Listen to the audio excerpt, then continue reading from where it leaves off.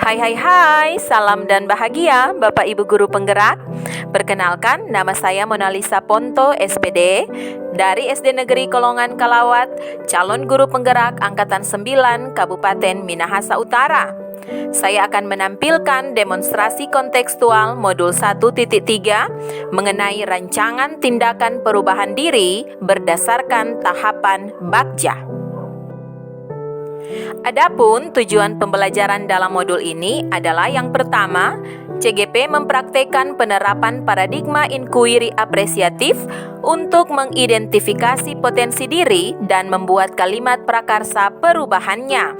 Kedua, CGP menyusun Bagja menurut kalimat prakarsa perubahan diri yang telah dibuat untuk kemudian menjalankannya.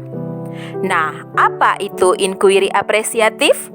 Inquiry apresiatif adalah suatu filosofi, suatu landasan berpikir yang berfokus pada upaya kolaboratif menemukan hal positif dalam diri seseorang, dalam suatu organisasi dan dunia di sekitarnya, baik di masa lalu, masa kini, maupun masa depan. Visi saya sebagai pendidik. Sebagai pendidik, saya harus berdaya untuk menuntun kodrat murid-murid saya sehingga terwujudnya peserta didik yang merdeka, berakhlak mulia, nasionalis, cerdas emosi dan intelektual, kreatif serta gemar berkolaborasi. Gambar mental prakarsa perubahan. Saya menggunakan model ATAP, aset, tantangan, aksi, pembelajaran. Aset, anak-anak dapat menggunakan teknologi dan mengakses informasi dari internet. Tantangan, mengarahkan kebiasaan anak-anak berpikir praktis sehingga mereka dapat menalar permasalahan yang disajikan. Aksi, melatih anak untuk membuat peta pikiran dari suatu topik bahasan, menganalisis dan mencari solusi dari sebuah permasalahan. Pembelajaran, anak paham mengapa mereka perlu menganalisa suatu persoalan, bernalar kritis dan mencari solusi positif. Sehingga saya menentukan prakarsa perubahan, membangun pembelajaran bermakna melalui permainan untuk meningkatkan nalar kritis anak. Alur Bagja. Buat pertanyaan utama, ambil pelajaran, gali mimpi, jabarkan rencana, atur eksekusi. Bagja dapat diartikan sebagai semangat mengapresiasi dan proses bertahap dalam menyelidiki segala kekuatan, aset dan hal positif di sekolah yang memungkinkan terjadinya upaya gotong royong demi mewujudkan prakarsa perubahan yang diperlukan untuk mencapai visi yang berpusat pada peningkatan kualitas pembelajaran murid. Buat pertanyaan utama. Pertanyaan, apa yang dapat saya lakukan untuk mengembangkan permainan yang menunjang pembelajaran bermakna untuk meningkatkan nalar kritis anak? Kemudian, apa juga yang dapat saya lakukan untuk meningkatkan pemahaman bermakna anak sehingga boleh menganalisa permasalahan dan menemukan solusi positif? Tindakan penyelidikan. Yang pertama, curah pendapat dengan kepala sekolah dan rekan-rekan guru, mencari referensi-referensi belajar melalui berbagai media dan rujukan, meminta umpan balik dari teman-teman guru mengenai gaya pembelajaran di dalam kelas, kemudian membuka ruang komunikasi dengan murid mengenai pembelajaran seperti apa yang mereka harapkan. Ambil pelajaran.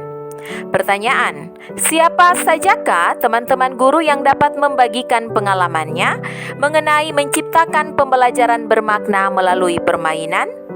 Aktivitas permainan apa saja yang menurut anak-anak dapat meningkatkan pemahaman bermakna di dalam kelas? Keterampilan apa saja yang sudah saya miliki untuk mengelola pembelajaran dengan permainan?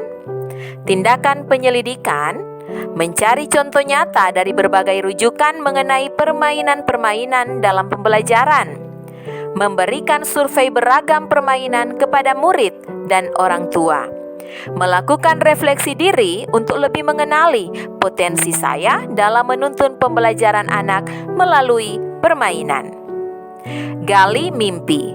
Pertanyaannya, hal-hal apa sajakah yang kemungkinan terjadi apabila pembelajaran bermakna melalui permainan untuk meningkatkan nalar kritis anak sudah berhasil dilakukan? Kebiasaan-kebiasaan baik apa yang dapat saya bayangkan dimiliki anak-anak ketika pembelajaran bermakna melalui permainan untuk meningkatkan nalar kritis anak sudah berhasil dilakukan? Tindakannya, membuat survei untuk diisi oleh teman-teman guru, melaksanakan wawancara dengan murid-murid mengenai perasaan mereka dalam penerapan pembelajaran menggunakan permainan, perubahan apa yang mereka rasakan, dan pembiasaan apa yang sudah mereka lakukan. Kemudian, membuat jurnal catatan pengembangan kebiasaan positif sebagai bahan refleksi diri untuk terus mengembangkan potensi dan keterampilan. Jabarkan rencana. Apa langkah sederhana untuk mengembangkan pemahaman bermakna melalui permainan untuk meningkatkan nalar kritis anak? Permainan-permainan apa saja yang dapat meningkatkan nalar kritis anak? Bagaimana cara mengukur keberhasilan pembelajaran pemahaman bermakna melalui permainan untuk meningkatkan nalar kritis anak? Tindakan penyelidikannya membuat daftar permainan berdasarkan referensi dan rujukan terpercaya, membuat daftar skala prioritas untuk dikerjakan, menjalin komunikasi dengan murid-murid dan merancang bersama permainan serta kesepakatannya untuk menciptakan pemahaman bermakna dalam meningkatkan nalar kritis anak, membuat instrumen penilaian yang dapat mengukur keberhasilan kegiatan. Atur eksekusi. Pertanyaannya, kapan kegiatan dilaksanakan? Siapa yang berkompeten untuk mengarahkan dan menilai proses kegiatan? Bagaimana instrumen penilaiannya? Dan alat dan media apa saja yang dibutuhkan untuk menunjang permainan? Tindakan penyelidikan. Membuat jadwal yang sudah dikoordinasikan dengan kepala sekolah dan teman guru yang kompeten untuk mengarahkan dan mengawasi kegiatan. Membuat daftar rekan guru yang kompeten untuk mengarahkan dan menilai kegiatan. Membuat rubrik penilaian untuk keterampilan guru dan proses belajar murid. Membuat daftar alat dan media pembelajaran yang dapat menunjang permainan dalam pembelajaran.